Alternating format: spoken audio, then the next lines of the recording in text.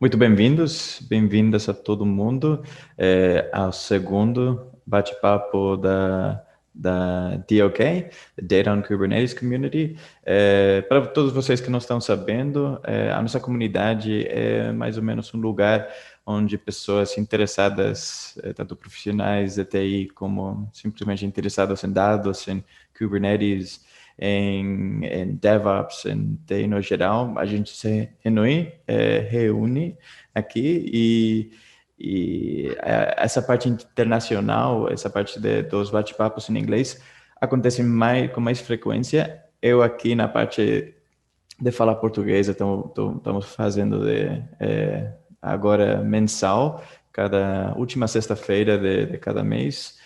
E é bem legal, porque eu estou ainda no meu primeiro ano de carreira aqui em TI, e, nossa, eu estou aproveitando muito, né? Porque eu estou com o privilégio dessa plataforma de conseguir falar com pessoas com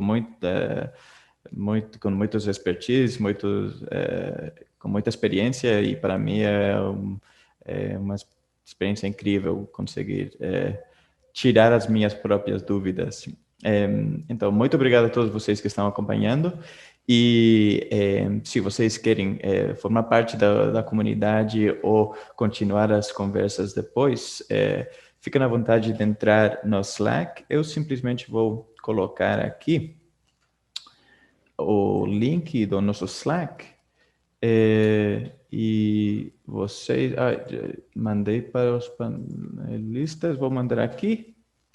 Eu acho que aí dá para ver o link, e fica na vontade de entrar e formar parte do time. Vocês vão ser muito bem-vindos. E é isso. Então, hoje, justamente tenho o privilégio enorme de falar com Wagner Bianchi, Tech Lead da parte de RBAC e MariaDB.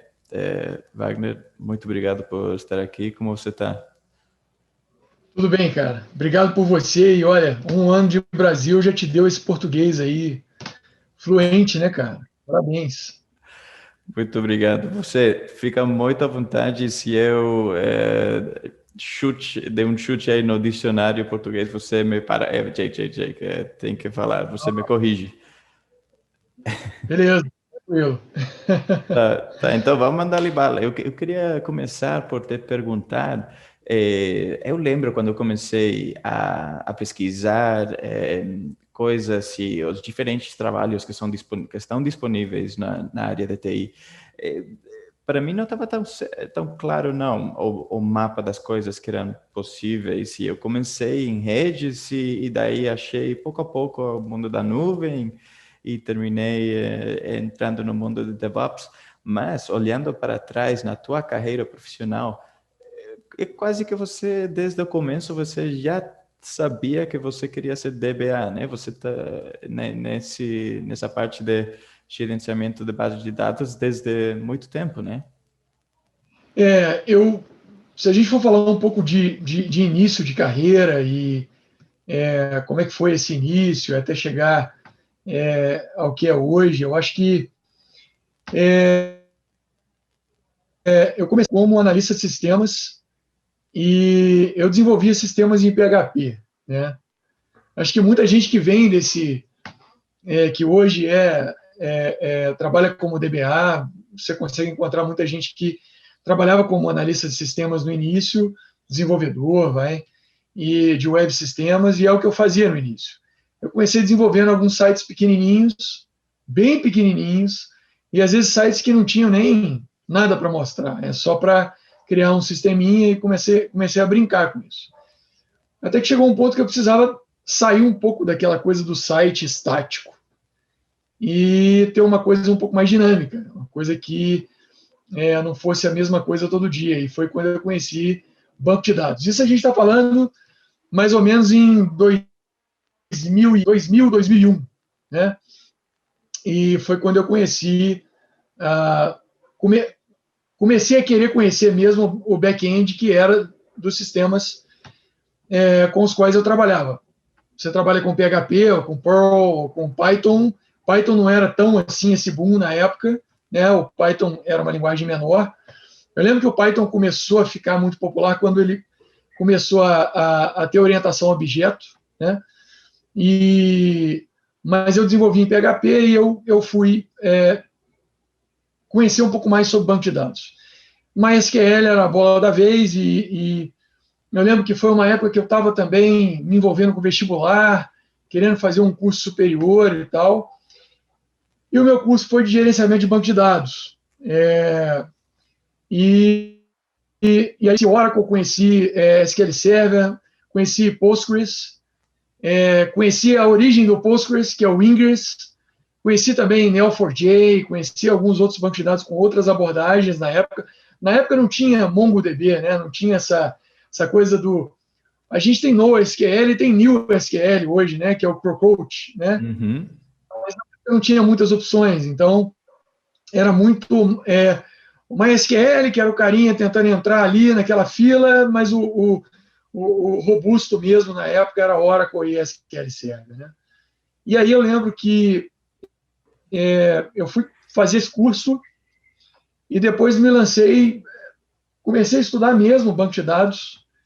Eu lembro que um dos desafios que eu tive no início era conhecer sobre join, né? Como é que fazia para juntar a coisa toda.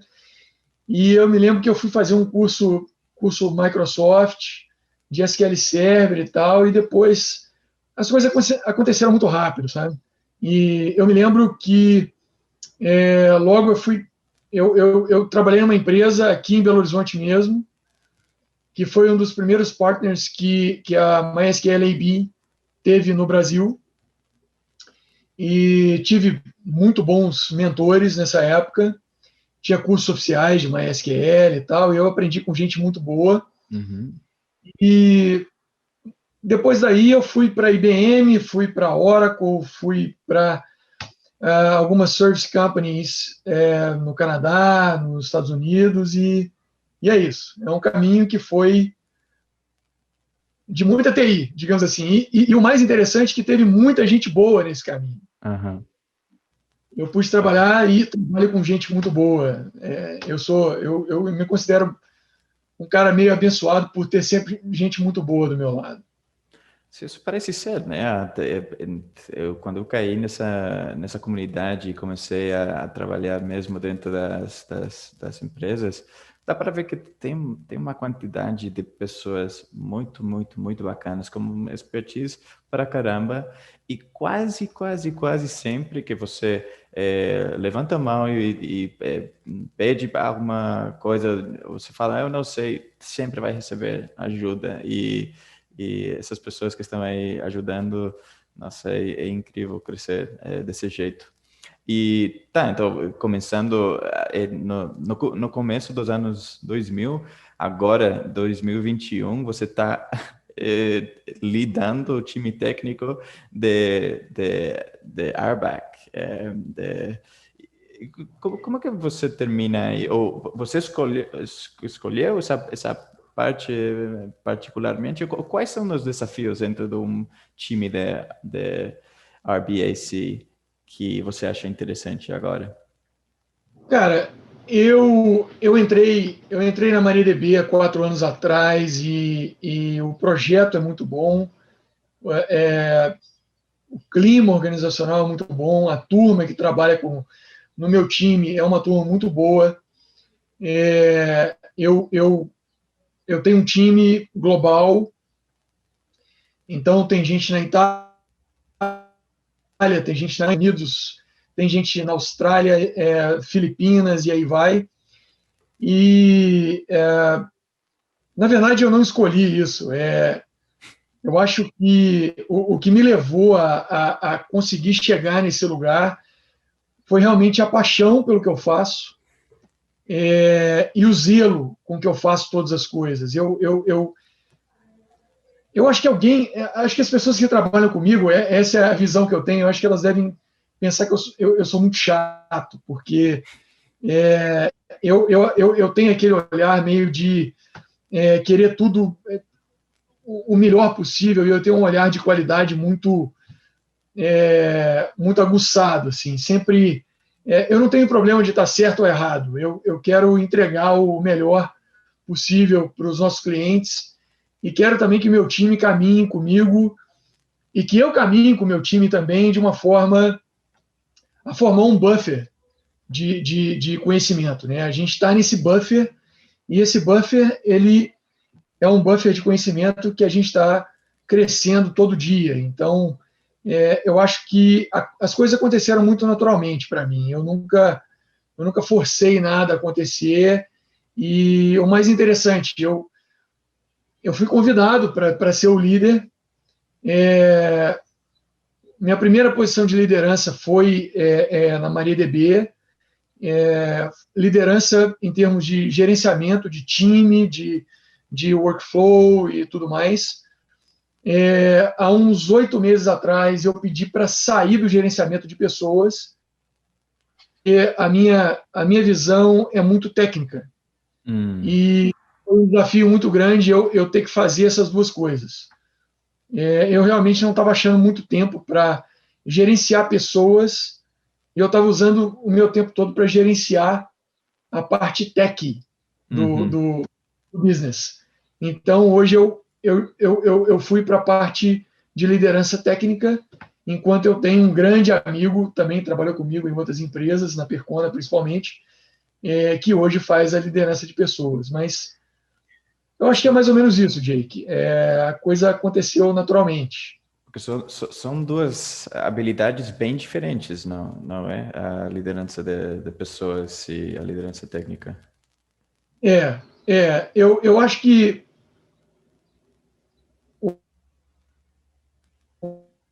o desafio global é que você tem que ter uma experiência com gerenciamento de múltiplas culturas. Porque o que eu costumo dizer é o seguinte, você fala the sun is yellow, e você tem múltiplos entendimentos dessa frase. Isso pode representar vários significados para várias pessoas, Austrália, Itália, Alemanha, Estados Unidos. Então, essa é uma dificuldade que eu realmente tive para entender esse aspecto cultural global. Mas a partir do momento que você assume uma liderança técnica, esse gap cultural ele termina um pouco, esse ato ele fecha um pouco. Então, eu te digo que eu me senti mais confortável com a liderança técnica do que com a liderança de pessoas, mas por conta desse aspecto. Boa, boa. Tá, então, entrando um pouquinho mais especificamente dentro das coisas técnicas, eu sei que em março do ano passado, 2020, foi lançado um projeto que vocês estão trabalhando há bastante tempo, você trabalhando bastante perto. Você poderia nos falar um pouquinho sobre esse projeto? Sim, o SkySQL, né? Exato. O SkySQL, cara, para quem está trabalhando diretamente com o SkySQL, ele é um filho que a gente conduz todos os dias, 24/7, não tem pausa. E vamos lá. O SkySQL é uma aposta grande da MariaDB em oferecer os produtos certificados como Enterprise numa abordagem cloud, ou seja, é um database as a service que está disponível para qualquer pessoa, só ir lá no site, fazer o seu cadastro, vai te pedir um cartãozinho de crédito, como todo cloud provider te pede, e aí você pode começar a testar. Você tem três principais modalidades do SkySQL, né? Além do standalone, você pode levantar uma instância standalone para você testar o MariaDB Enterprise. A gente tem lá as versões 10.4 e a 10.5. E a gente tem essa em Google Cloud e agora em AWS também. Então, você começa a ter os seus ambientes híbridos no mesmo painel, no painel do SkySQL, e eles estando gerenciados de um lugar só. Ou seja, todas as suas instâncias de banco dependendo da sua proposta de projeto, você pode ter coisas em AWS, pode ter coisas em GCP, e gerenciar tudo a partir do painel do SkySQL. Então, o SkySQL é sim uma proposta de Database as a Service, é uma nuvem oferecida pela MariaDB e que a gente trabalha com o software Enterprise Version da MariaDB. E mais ou menos quem é o público objetivo do produto? Porque imagina uma empresa que está usando MariaDB, a versão Community até agora, ou a versão da MariaDB convencional, falando assim. Quem vai... para quem está feito isso? Porque talvez pode ser uma ferramenta para um time que talvez não tem um DBA no time, tá talvez ficando tão fácil de usar que você não tem que ter essa expertise tão profunda? A ideia é justamente essa. O público obviamente que se a gente fala de cloud, hoje a gente está falando de um público muito grande e de uma grande tendência que eu acho que arrisco dizer que daqui a uns 5 anos, a maior parte de todos os servidores do planeta vão estar na nuvem, e a gente vai começar a ver também cada vez mais os bancos de dados e os sistemas críticos cada vez mais irem para a nuvem.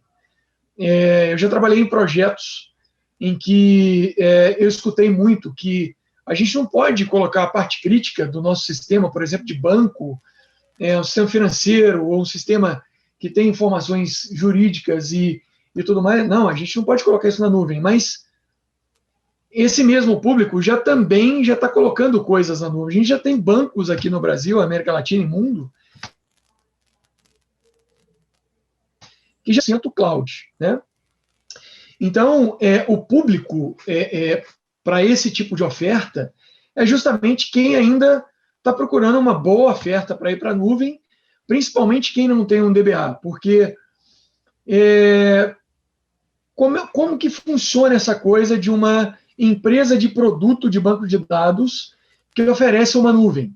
Cara, a gente vai listar todas as boas práticas de segurança de dados, de segurança em si, de failover, de switchover, de backup, de tudo que você pensar em relação a banco de dados, que você mexe no seu dia a dia, e a gente vai automatizar aquilo em cima do Kubernetes, que é uma grande peça disso tudo. Então, a gente lista isso tudo e a gente tem equipe trabalhando justamente nisso. A gente sabe que o Kubernetes não consegue entregar todas essas features sobre o banco de dados. Mas tem uma galera que chama SREs, ou os SREs, que eles estão em cima disso também, municiando esse ambiente todo com vários scripts, para falar o seguinte, tá, nós vamos subir uma instância, mas a gente tem, entrando questões de MariaDB e MySQL, a gente vai ter o byte address setado para o cluster IP, ou a gente vai ter o nome da máquina setado para o nome do stateful set, que é serializado, e tem todas essas nuances que uma empresa de banco de dados vai embarcar numa solução de cloud para que você venha e realmente você usa um banco de dados. Você quer um banco de dados. Espera aí, eu vou te dar um endpoint e você usa um banco de dados. E o MariaDB ele tem uma coisa interessante, que é um projeto que ainda... Todo projeto de machine learning no mundo hoje, se você falar para mim, eu tenho um projeto de machine learning que ele é muito maduro. Cara, eu acho que não. O projeto de machine learning, ele nunca vai ser maduro o suficiente para o dia de amanhã, porque o dia de amanhã o próprio algoritmo já vai ter aprendido outras coisas. Então, como que a gente vê isso? O MariaDB, hoje, no SkySQL, ele é capaz de aprender algumas coisas. Então, ele é capaz de prever algumas coisas, ele é capaz de se comportar como talvez você precise que ele se comporte. Então, já tem uma inteligência aplicada também da empresa que produz o banco de dados. A gente está nessa era de que tudo passa a ser autônomo. Então, a autonomia ela precisa de uma base, que é o que a gente já falou, que roda em Kubernetes, que é justamente... eu acredito que o Kubernetes é um novo sistema operacional que a gente precisa aprender a aceitar que ele realmente veio para poder transformar o mercado completamente, né? Você não precisa mais esperar por uma máquina que vai chegar, né? Você pega um cloud vendor, cria um cluster, cria lá os seus volumes, coloca os seus stateful sets e começa a colocar os seus scripts. E você tem algo vivo, algo autônomo. Você pode dar autonomia para aquilo. Então, a ideia toda do SkySQL é justamente essa. A ideia do projeto. Cara, eu acho que justo agora eu vou ter a fazer a pergunta que mais vontade eu tinha, que tem a ver com isso também, porque vocês estão trabalhando um projeto e também o operador de MariaDB e outros operadores de banco de dados que estão feitos para jogar no Kubernetes, está fazendo uma coisa que é bem bacana para todos nós, que somos administradores de clusters, mas a gente não é DBAs, a gente não tem essa expertise, essas habilidades de gerenciamento de bancos, mas os projetos em SkySQL adiantam muito e ajudam muito.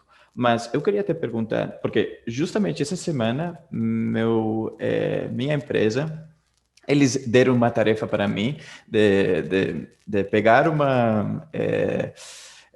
operador de um Cloud Native database, e eles falaram, você tem que fazer funcionar. E no time não tem exatamente um DBA presente. Então, eu tinha que lutar. E foi bem legal, porque eu aprendi bastante e consegui fazer rodar. Mas, isso foi possível porque os operadores e projetos em SkySQL retiram muita tarefa, né, que já não tenho que fazer eu. Mas, na tua opinião, quais são aquelas tarefas, aquelas responsabilidades que sempre vai ter sei lá, um Kubernetes Cluster Administrator ou um DevOps Team Member, alguém que vai estar lidando ou se responsabilizando por uma base de dados, mas sem ser o DBA? Quais são as coisas que ele sempre tem que focar e ter presente? Não sei se faz sentido a pergunta. Faz sentido. Eu acho o seguinte, só exemplificando, um dos maiores desafios que a gente tem em rodar banco de dados em Kubernetes é justamente que é a diferença entre o stateful set e o deployment. Ou é a diferença entre o stateless e o stateful. Quando você tem vários pods atuando num pool de application, você tem a mesma aplicação rodando num pool, num cluster, e você tem essas máquinas em stateless, só para responder os sistemas. Você não tem complexidade nisso, porque você pode usar o poder elástico do Kubernetes para crescer os nós ou crescer os pods, e você tem uma coisa muito autônoma. Mas quando você roda banco de dados em Kubernetes, que você tem os stateful sets, você tem muita coisa adicional para ser feita. Porque você tem alguma coisa chamando esse Kubernetes para criar essas máquinas em stateful. E você tem também a continuidade, que é a ligação entre essas máquinas. Porque a gente sabe muito bem que um pool com 20 pods de um mesmo banco de dados, você tem que manter esse cluster todo consistente. E para manter essa consistência, geralmente falando de MariaDB ou de MySQL, você tem que manter a replicação entre esses nós. Então, já é uma coisa, utilizando ainda a rede interna do Kubernetes, né, a rede privada entre os nós e tudo mais, falando entre as portas, você precisa manter essa replicação ongoing. Uhum. Então, para manter essa replicação ongoing, é algo que extra Kubernetes pode te entregar, porque você tem que ainda checar um monte de coisa e fazer essa replicação funcionar. Aí que eu vejo, por exemplo, você falou para mim que teve um desafio grande, né? E me parece que você é um cara de DevOps. Então, se você tivesse um DBA do seu lado, ele ia mapear para você o que precisa ser escrito, por exemplo, em scripts.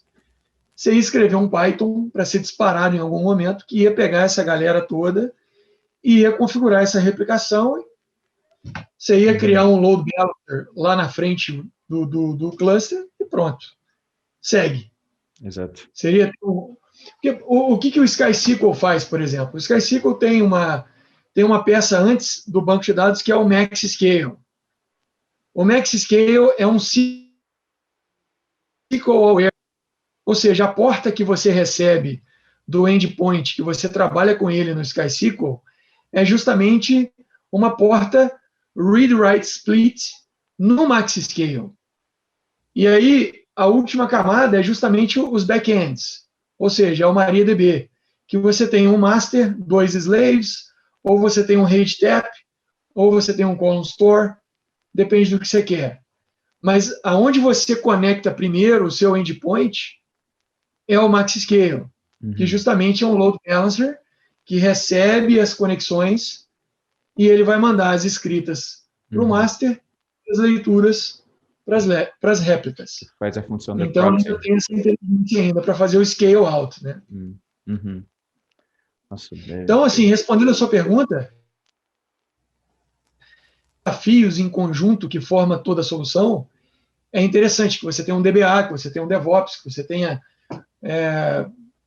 um cara de rede, mas é um cara que entende de rede em cloud, porque até conversava com um amigo há pouco tempo, um amigo de Buenos Aires, ele tem o CCNA, e ele é um cara agora que ele é de AWS, então ele, cara, muito do que eu conhecia, muito do que eu conheço de CCNA me ajuda muito, mas quando você vai para a nuvem, VPC, Subnet, Roundtable,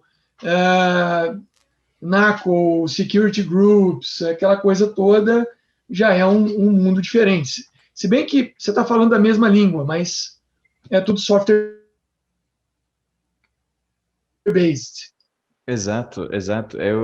Essa justamente foi a entrada que eu fiz também. Eu comecei, essa foi a primeira certificação que eu tirei, o CCNA. Que, na verdade, eu agradeço muito ter feito essa certificação. Começar com redes é tão essencial. É difícil, a prova é difícil, hein? Já ouvi falar que a prova é difícil.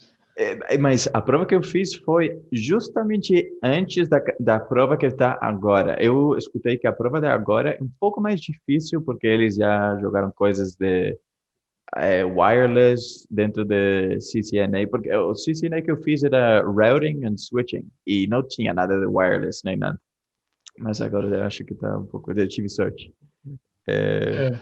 Só tinha mais uma pergunta sobre o SkySQL, que era que, fazendo essa pesquisa, antes de falar contigo, eu vi que tem uma feature bem bacana, que tem as requisições tanto transactional, isso é uma palavra que não posso dizer em português, transacionais e analíticas, né? E com essa mistura dá para usar em muitos use cases. Na tua opinião, qual você acha que são os use cases mais interessantes que pode chegar a usar? A maioria das empresas elas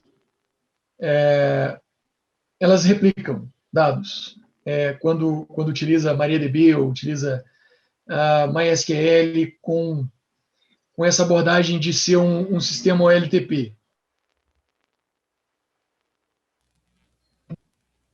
a maioria das empresas elas vão iniciar com o sistema OLTP, que é um sistema transacional, digamos assim, né?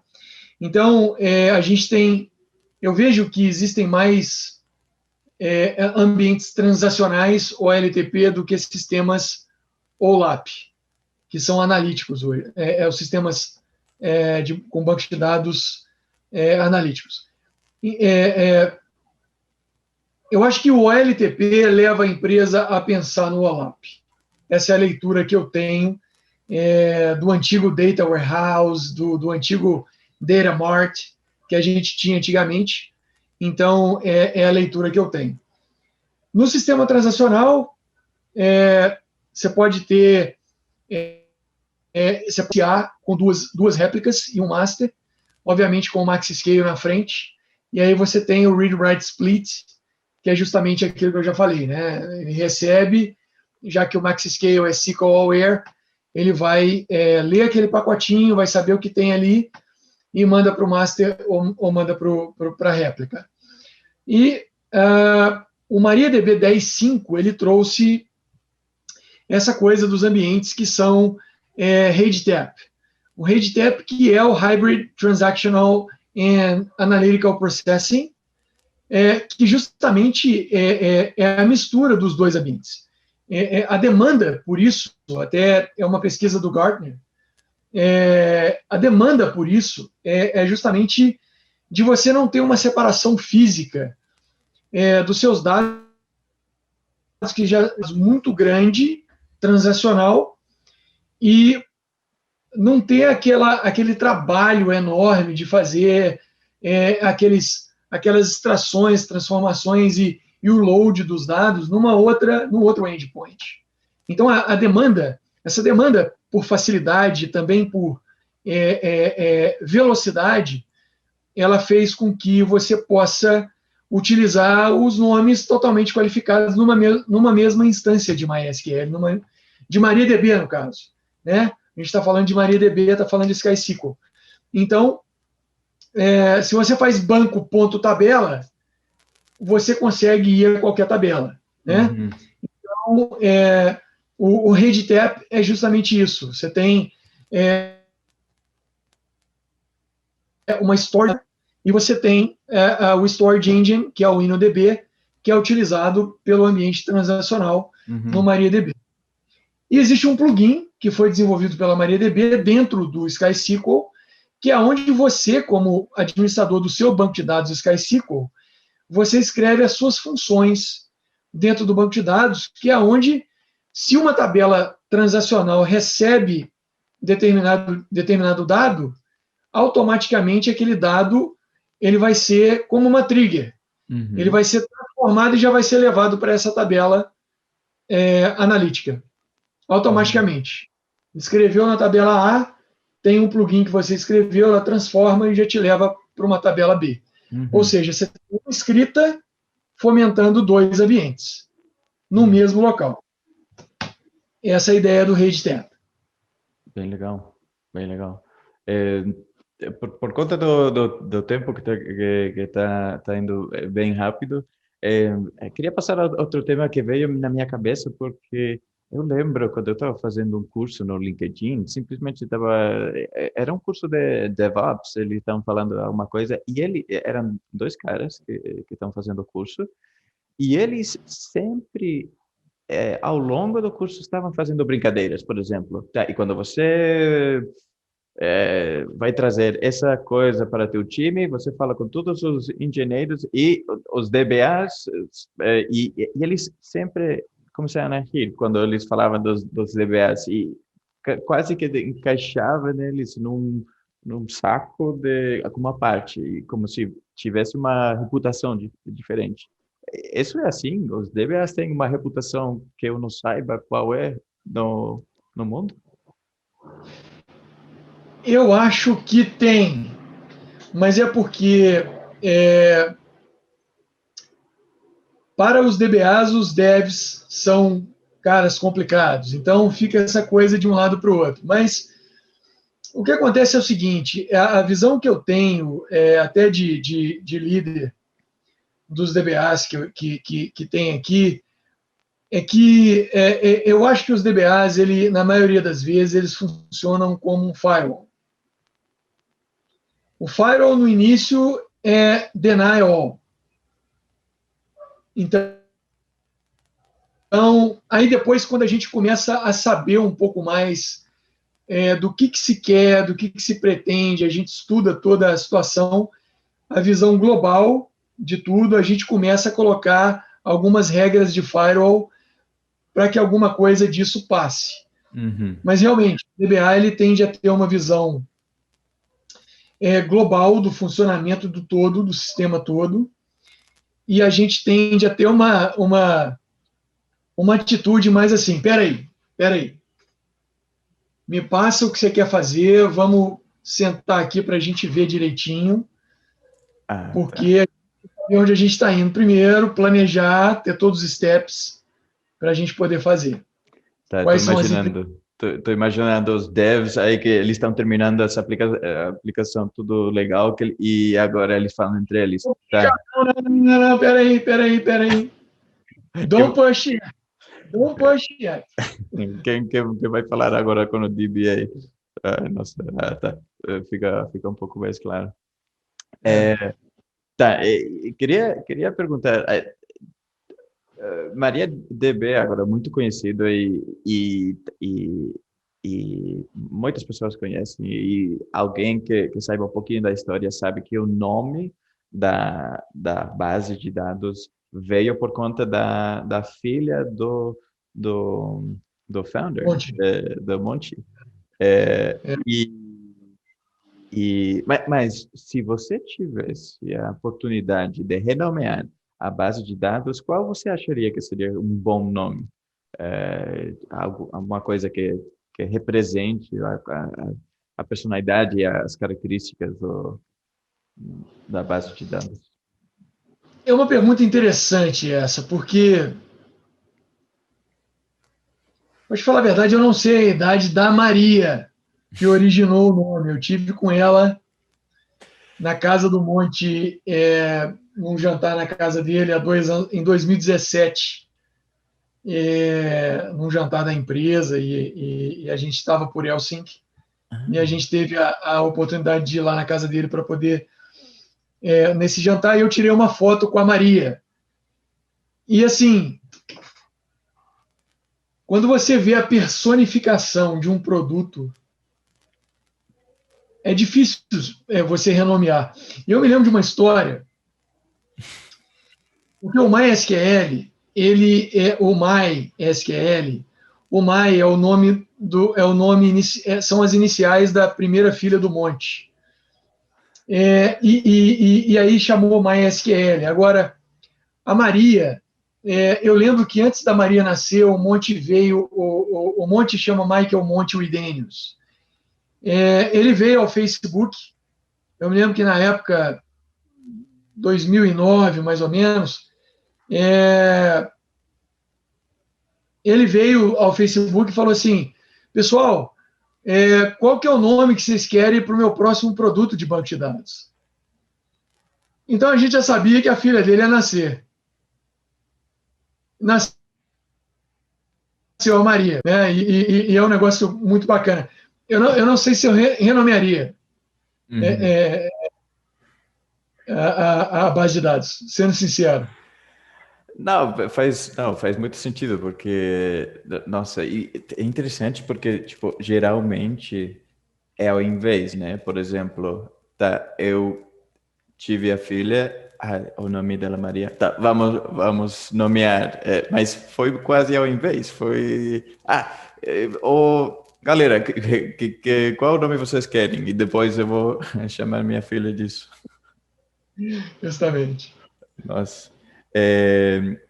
Então, estamos chegando a uma das minhas partes prediletas do bate-papo, que é uma brincadeira que eu costumo fazer, fiz uma vez, mas vou fazer, né, em todos, que é a sessão de superestimado, subestimado. Então, eu vou jogar uma palavra, uma expressão, uma frase para você, e você vai me dar tua impressão, tua opinião, e você pode elaborar, dar uma justificação ou simplesmente dizer, superestimado, passamos a seguinte.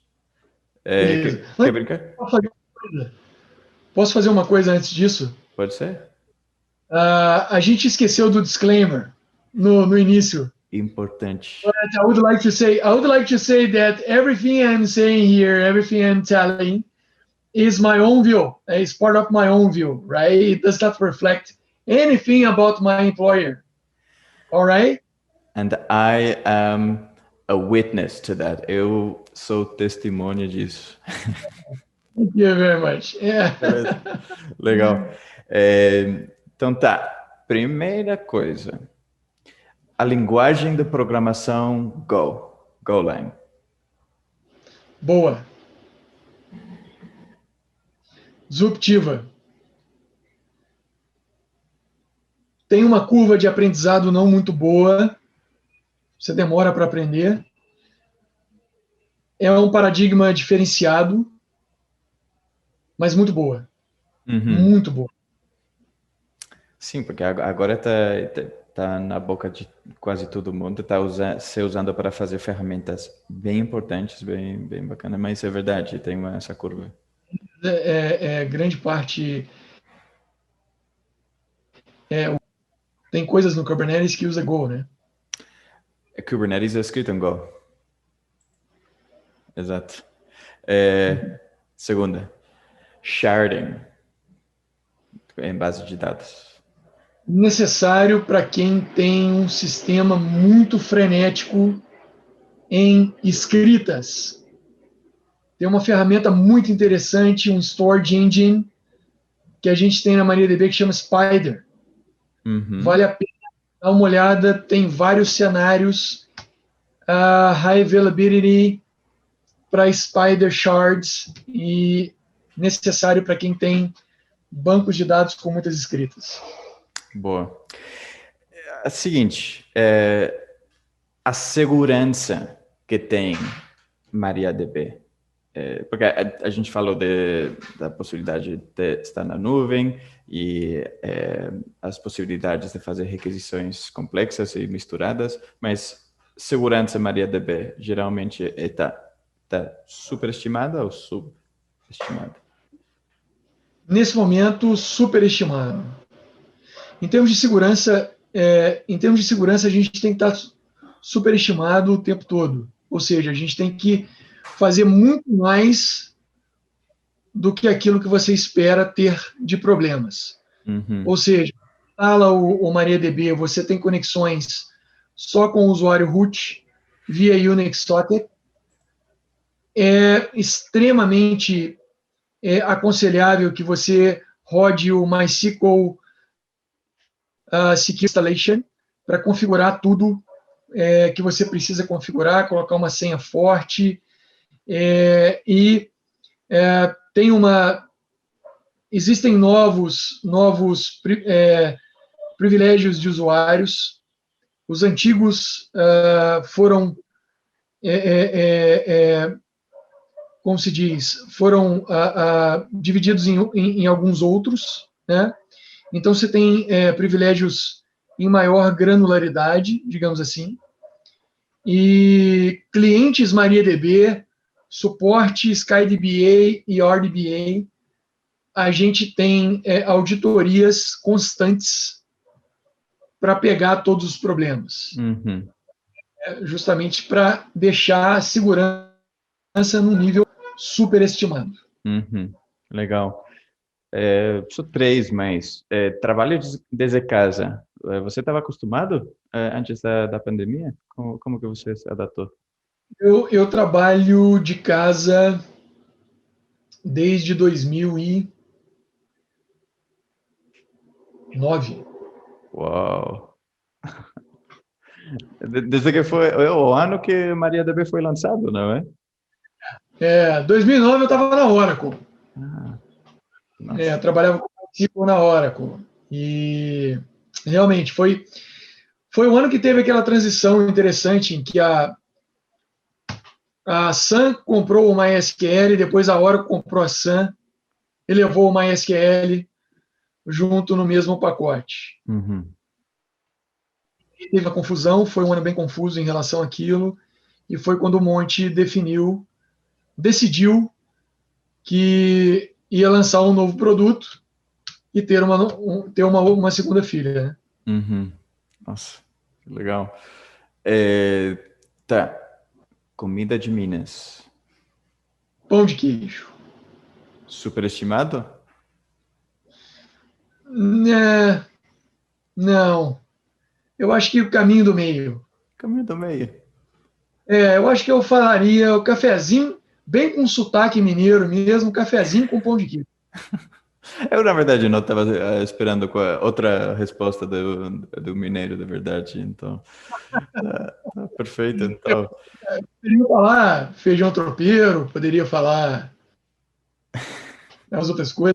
Cafezinho com pão de queijo é cara, ó não, concurso. tô seguro que, com certeza, eu ainda não tive a oportunidade de ir para Minas Gerais, mas quando passar essa pandemia, eu acho que vai ser Fica aqui o convite, quando quiser. muito, muito obrigado.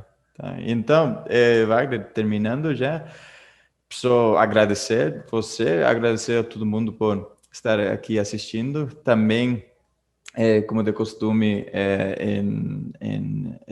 nas nossos bate-papos, temos um artista que está acompanhando a nossa conversa e ele fez um desenho. Vou fazer aqui, vou tentar compartilhar minha tela para você ver aqui. Legal.